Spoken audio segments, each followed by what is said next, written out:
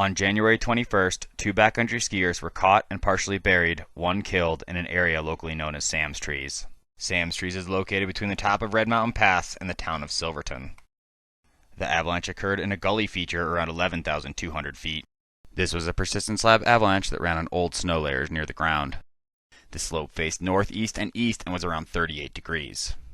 The avalanche was approximately 240 feet wide and ran 230 vertical feet. The crown height ranged from 18 to 22 inches.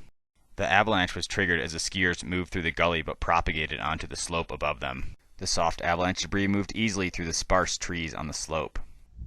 Looking at the snowpack here, we have three distinct layers. We have the new snow from the past 2 days, the storm snow from the January 11th, January 10th storm, and the early season snow that's persisted here for quite some time.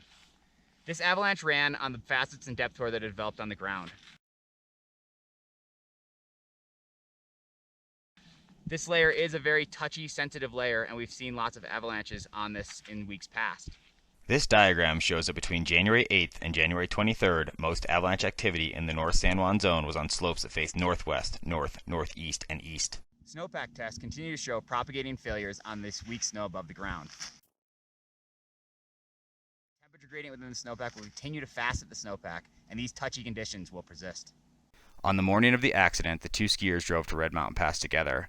On the way, they looked at the avalanche forecast and noted recent avalanche activity.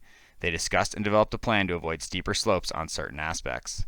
They agreed that skiing Sam's would be a good choice, they just had to avoid the first steep pitch and the gully on the skiers' left. They started down the slope, leapfrogging, keeping each other in sight. The survivor stopped at a group of trees as the other skier skied past him, accidentally drifting left of center into the gully. Despite good communication and a well-thought-out plan, they ended up in terrain they planned to avoid. This is not an uncommon experience for backcountry travelers.